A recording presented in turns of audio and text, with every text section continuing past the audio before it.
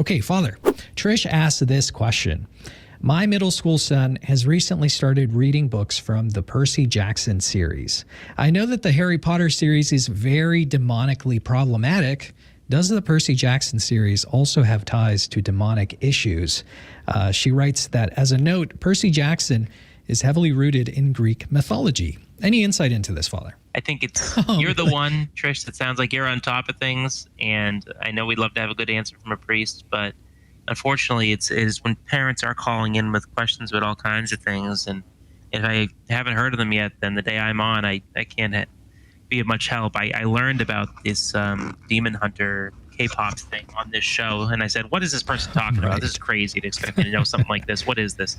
And then in the next week, I then heard there's millions of kids watching it. It's all over Netflix and whatever. So I don't know if I'm living under a rock, but I do not know anything about this Percy Jackson series. I just gave it a quick Google, and all I can see is that it's a fantasy series that on the outside looks like a lot of fantasy series. But as you mentioned, what the exorcists are telling us is that they are seeing problems with the Harry Potter series in a way that they're not seeing with books that portray magic and the analogy to God differently, like the two famous examples that we have, The Lord of the Rings and the Chronicles of Narnia. I know that we can't just tell our kids, that's bad, that's bad, that's bad, go play, because they'll just learn the faith is no fun. We get to also show them what the good is. What is the good, and how can we have real, authentic, happy lives as Catholics, especially when we're young, while seeking to live virtuous lives and avoid evil. So I know some people want to dispute about Harry Potter. I mean, when I was a kid, I read those books over and over and over. I was not raised in a household that really put up the warning signs for me on things like that. And when I first heard it, I was a little offended, like, these books that I was so devoted to, the Harry Potter series, which on the face have a sort of basic, spoiler alert if you haven't figured it out by now, but the main character, dies to defeat evil, and then he gets resurrected. Oh, where did that story come from? But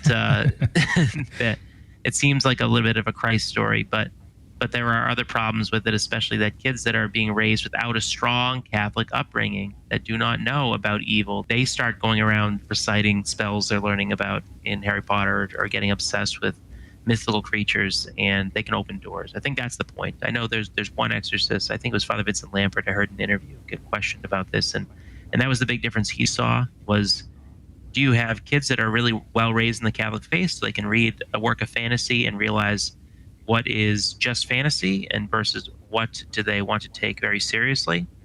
Like a kid who's not raised in the faith and starts to think maybe magic's real, this world is real, and I want to open doors to that in my life. And since God isn't found in there, then our enemy wants to show up in that place. It says, now I have an opening, I can get to him here. So, but that really wasn't the question. Trish is really specifically asking about the Percy Jackson series, and I wish I had more to say, Trish, about that. But for other people who are listening and haven't heard this problem before, yes, that there is a big question about Harry Potter, although we will, let's all say a prayer of thanksgiving for J.K. Rowling's fight for sanity around transgender issues, that she seems to be making big headway over there in England, as just recently their highest court did rule that, as far as English law is concerned, and this is at least my understanding of the decision that was made, that biological sex will be the standard in law for considerations of so-called gender, and it will not be a person's gender identity. So I doubt that would have happened just a few years ago. We are seeing culture come around on this, just pointing out the crazy in society and saying, let's